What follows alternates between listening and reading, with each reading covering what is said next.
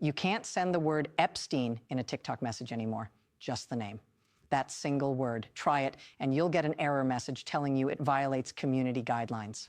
The word Epstein is now forbidden on one of the largest social media platforms in America, owned in part by Larry Ellison, the Oracle billionaire who happens to be one of President Trump's closest allies and major donors. Let that sink in for a moment. The name of a convicted sex trafficker whose crimes involve some of the most powerful people in the world cannot be typed into a direct message on an app used by 200 million Americans. And this happened just days after Oracle took control of TikTok's U.S. operations on January 22nd, 2026. Now, TikTok officials have said they don't prohibit sharing Epstein in messages and blamed the issues on a weather-related power outage at an Oracle data center. But here's the thing about that explanation. It doesn't explain why specifically the word Epstein triggered content moderation warnings. A power outage doesn't selectively target one particular name. Users across Alaska and other states have reported not just technical glitches, but systematic issues searching for politically charged topics, including Jeffrey Epstein and ICE activities in Minnesota. This isn't happening in a vacuum. This is happening while the Trump administration is in the middle of what can only be described as a systematic effort to control what the American public knows about Jeffrey Epstein and the powerful men who were part of his orbit. Let me walk you through what's actually been happening, because the timeline here matters.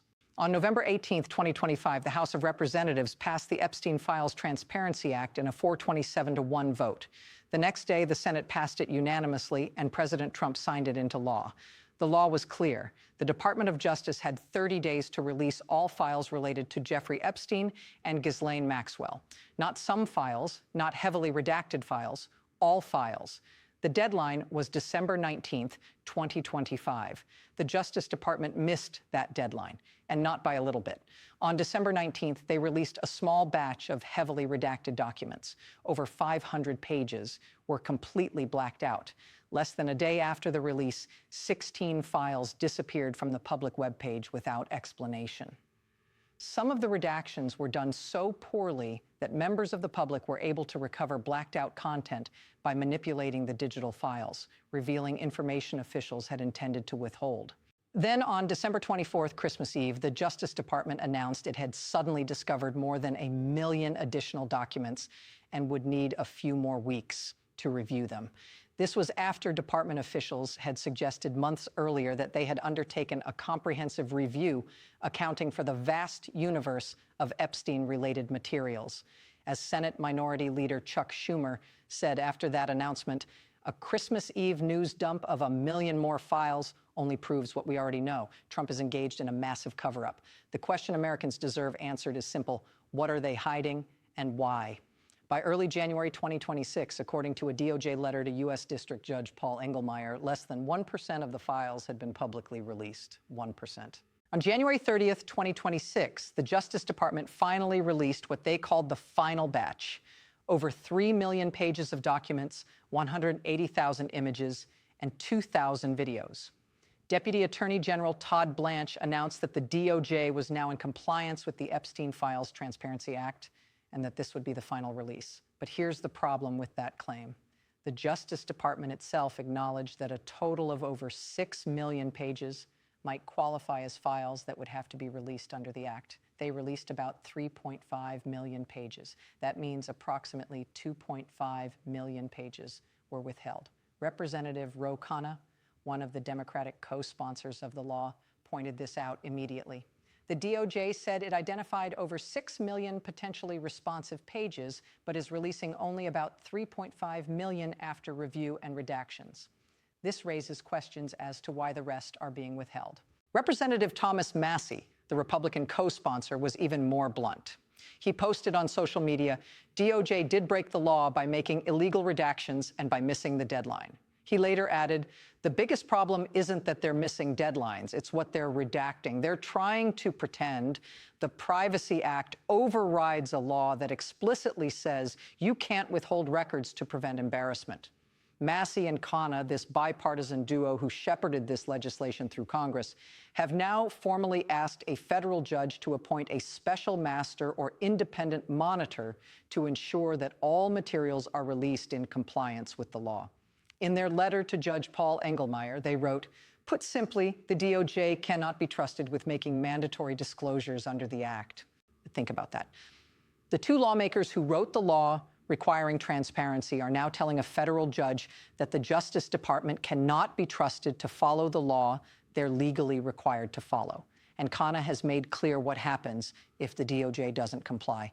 If we don't get the remaining files, then Thomas Massie and I are prepared to move on impeachment or contempt, referring to Attorney General Pam Bondi. Now, you might be asking, what's in these files that the administration is so desperate to keep hidden? Well, we know some things already. We know that in September 2009, Jeffrey Epstein's former house manager testified that President Trump would come to Epstein's Palm Beach home for dinner. We know from newly released files that there were photographs of former Prince Andrew in compromising positions. We know that hundreds of emails show connections between Epstein and powerful figures, including Elon Musk, Trump advisor Steve Bannon, and many others. But perhaps most damning is what we learned from Marjorie Taylor Greene. In a detailed profile published in the New York Times in late December, Greene described what happened after she met with Epstein survivors during a closed-door House oversight hearing and then held a news conference threatening to publicly identify the men who abused these women. According to Greene, Trump called her directly. Her staff could hear him yelling through the speakerphone in her Capitol Hill office. When Greene expressed confusion about why Trump was so angry, he allegedly said, "My friends will get hurt. My friends will get hurt." That's a direct quote according to Greene's account in the New York Times.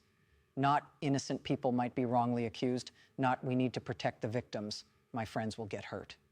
Greene says she then suggested Trump invite some of Epstein's female victims to the Oval Office to hear their stories. Trump's alleged response?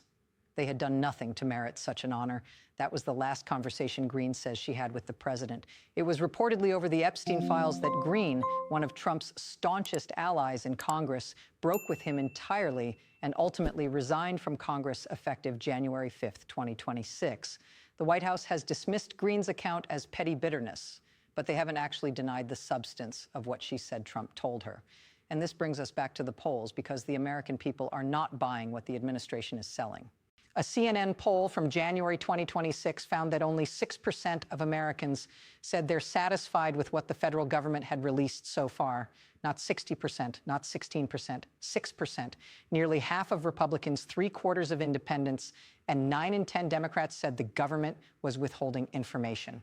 An Economist YouGov poll from the same month found that 56% of Americans disapproved of Trump's handling of the files, while only 25% approved. And perhaps most tellingly, 49% of Americans answered that Trump is attempting to cover up Epstein's crimes.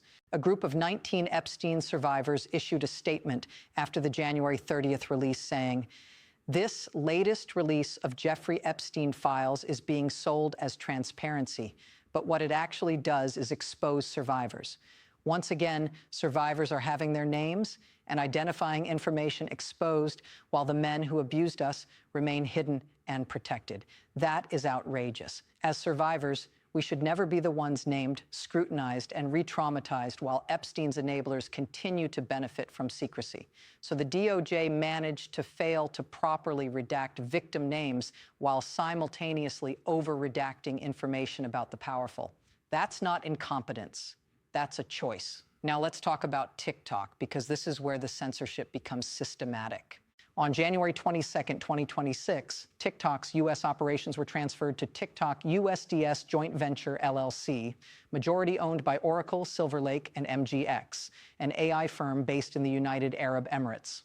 Oracle is run by Larry Ellison, who has close ties to Trump.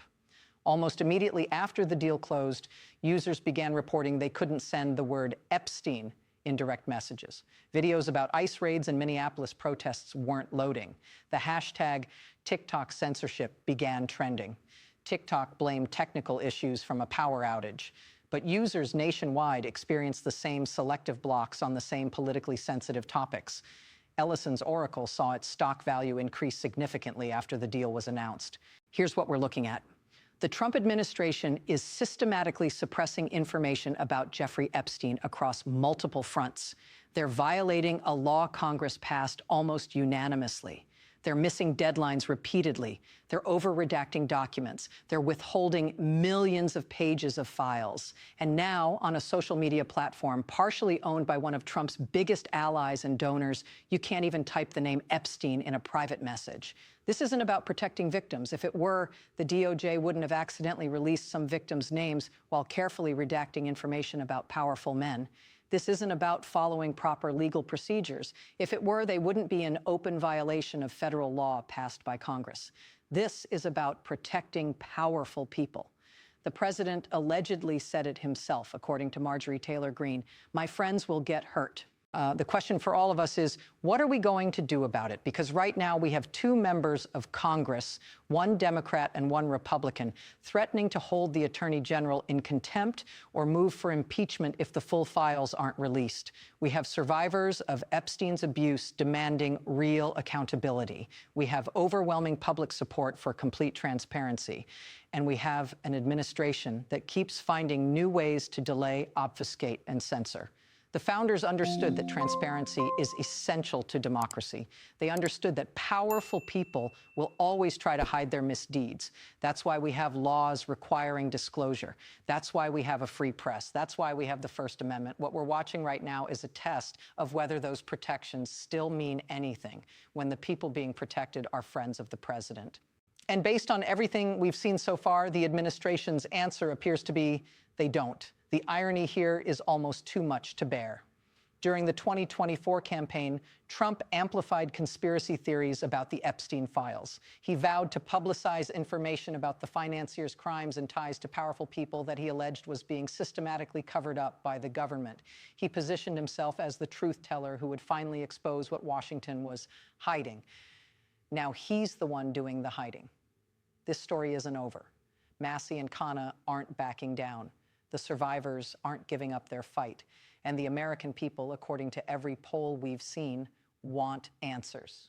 Real answers, not carefully curated document dumps designed to protect the powerful. We'll keep watching this story closely and carefully, and we'll keep asking the difficult and absolutely necessary questions that desperately need to be asked, because that's what accountability looks like in a democracy.